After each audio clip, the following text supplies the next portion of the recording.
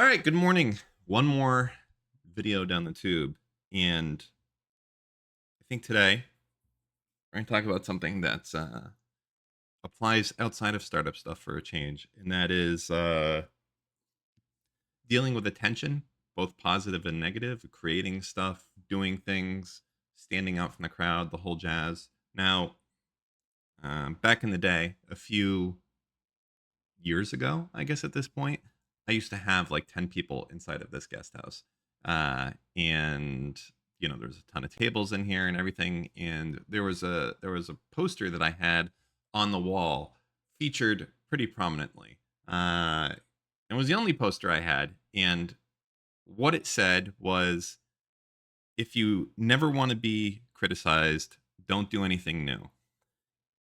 And I think for me, uh, talking about posters and the sayings and everything is cringe, and who knows who even came up with the setting. But for me, it mattered a little bit because uh, sometimes, especially as I do more of this type of content, more of YouTube content and everything else, negative opinions and what people say about your product can drive a lot about how you do your life. And that also applies outside of the startup world as well. Uh, if you're thinking about going out there and asking out someone on a date or something along those lines, you're fearful. Obviously, everyone always tells you the same thing, like, "Hey, listen, you never know unless you try, and what's the worst that can happen? They can say no," and a lot of that is true. Um, but I think that criticism is something that really holds back a lot of what we do day to day, uh, especially on startups, especially on personal relationships.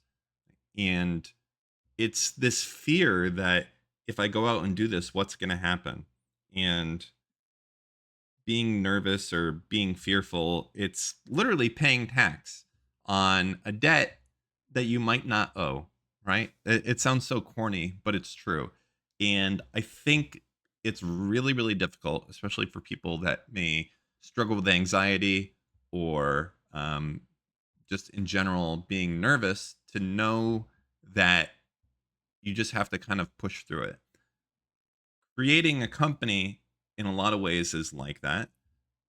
Going out there and let's say that you want to start streaming on Twitch, or you want to do something in social media, which is obviously very um, prevalent now. You want to do a YouTube like an idiot. Why would you want to do that? But, anyways, if you do, you should understand that if you become successful at it, there's going to be criticism of you. It's not, you do not always get to have nothing but positive criticism. It just does not exist. If you become successful, you're gonna have people giving you shit. And that's just for the simple fact of, not everyone loves one person. Like, think about, I don't know who you have in your mind right now, but try to imagine someone who you think that, how could anyone dislike this person? And you know what? There's a group of people out there that fucking hate that person. It could be Tom Hanks. Who could hate Tom Hanks? Right? Or who could hate Vsauce or one of these other guys? And there's people out there that really, really passionately dislike these people. And if they're disliked, what fucking hope do you have in all the flaws and character issues that you have, or your idea, or whatever else? And the answer is that it just somehow it doesn't matter. It's got to be something that you're doing for yourself. It has to be something that you go in with the expectation that you will not be this Jesus Christ like figure that for somehow you are the one person that everyone loves. Not going to be that way. You're going to have haters. Your startup's going to have haters. It's going to get criticized. Uh, Whatever you're doing in life comes with that. But the alternative is so bleak and sad and pathetic, right? Like, oh, I can't deal with the criticism. I'm too anxious, whatever. And I understand that. But what's the alternative? Be a nobody. You don't want to deal with it? Then be irrelevant. Don't matter. Sit in the fucking background and play a video game all day and never talk to anyone and never leave the house. And there you go. That's it. No criticism for you. Nobody's gonna know your name. Nobody's gonna know what you do. You'll have zero impact on the world. That's the alternative. And I say that, but remember also that I took a year off. I did exactly that because I wasn't exactly sure what I wanted to do. This was little over maybe a year and a half ago, maybe 2 years ago. I'm not sure, but in Destiny's community, who I mean, pretty much everyone here knows that's where I'm from. But in Destiny's community, things were getting crazy.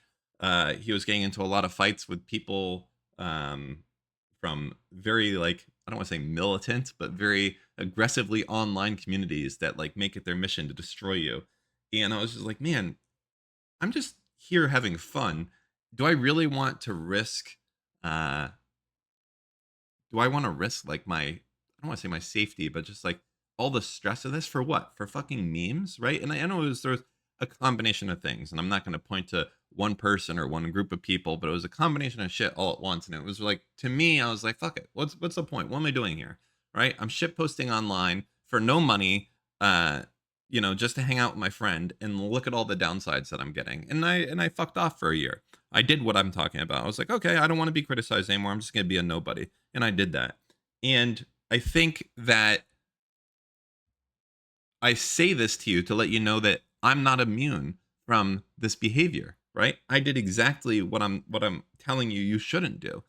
But I realized it after a while. After you're gone for a little bit and you're you know doing the looking from the outside in and you're like, "You know what? The I preferred that. I preferred yeah, there's people giving you shit. Um yeah, there's negative consequences, but there's a lot of positive stuff that comes with it as well. You get to go and be out there and make a difference and everything else. And you're not going to be Destiny, or you're not going to be Bill Gates or Steve Jobs or whoever, right? You are going to be yourself. That doesn't mean that you won't be successful. You might at whatever you're choosing to do, but you have to make um, getting over anxiety of this type of stuff is challenging, but those are the options that you have. It's either you go out there and you really try to make an impact, you try to do something, or the alternative is you're a nobody. You're your neighbor that you and like 20 people know, and that's it, and they have no impact on the world, and that's it. And he's fine with that. And for some people, they are fine with that. Gotta I said this on our last Anything Else podcast, or maybe the one before. I think it was Professor Fermi, the guy who did the Fermi paradox. It says that people have that there's two types of people on Earth, and there's the first type is those who desire for an easy life, and then there are those that desire for impact and power and everything else. And I think that's true. And it's a struggle for myself to go in between those two things because most of my life I've been in that first camp. I'm just trying to enjoy myself, have fun. If I can make a little bit of money, that's good, and I don't care. And now I'm moving a little bit more into the other camp. Like, not that I want power, but I greatly enjoy the content that I do with Steve. I enjoy talking to people and making a positive difference in people's lives where I can, and even just having fun publicly. Like, it's a good thing that doesn't necessarily line up with having an easy life. And I think people have to go out there and figure that out for themselves. You have to go and decide where you want to be personally. So this definitely applies in business, right? If you can't handle the fact that and being criticized takes a lot of forms here, especially when it comes to business stuff. Like right now, I'm working on Redact.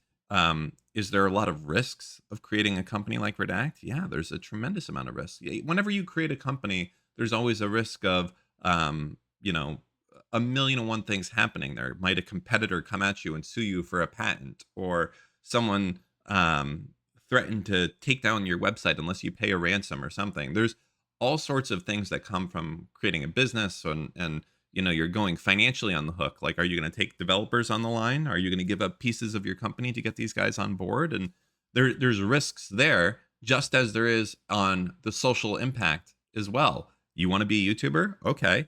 What are you going to expose to the world by doing that, right? You're going to be yourself and be up there. What happens if your neighbors find out that you're doing this, and you say something stupid? What happens if your family finds out, right? There's all this stuff, right? I mean, especially as an example with OnlyFans or an adult content like that. you've made the decision. You want to make a ton of money. You're a very attractive person. You're going to do that. Okay.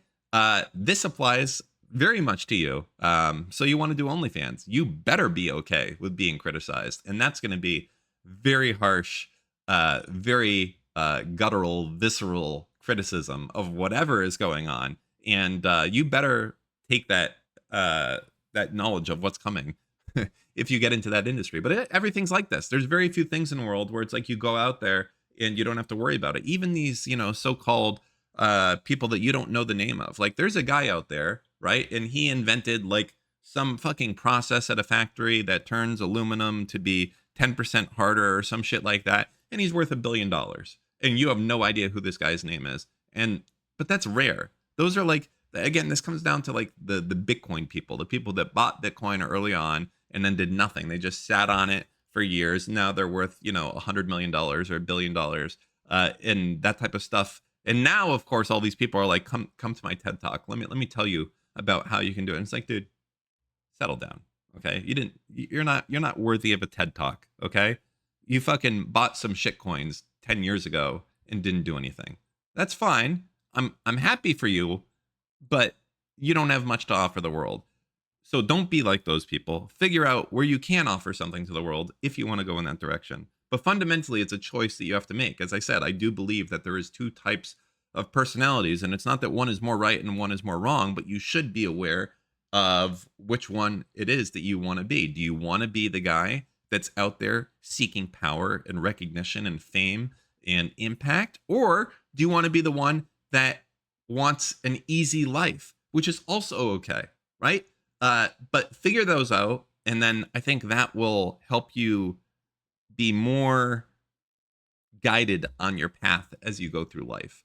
Try not to think too much about end of life stuff. And I say that like I did some of that. I think it wasn't super helpful. And that's like if I was 90 years old right now and I was looking back, what would I say to myself? I'd be like, man, I'm like everyone who's old says probably, I'm most upset at the things I didn't do that I could have done that I was too scared to do. I feel like that's what everyone, like all the old people, they're like, I wish I spent more time with my kids. I wish I did the things I was too scared to do. I wish I didn't work so much. Like, these are like the all common things. I think it's not important to too much look into that. Just be in the now, figure out what's going on and what you want to do, and do it. Or not, or don't do it. That's it. I'm just a fucking YouTuber. You can make your own decision. So, all right, that's it. That's one more down the drain of another $8 on YouTube ad revenue. So we're doing good. We're eating good today.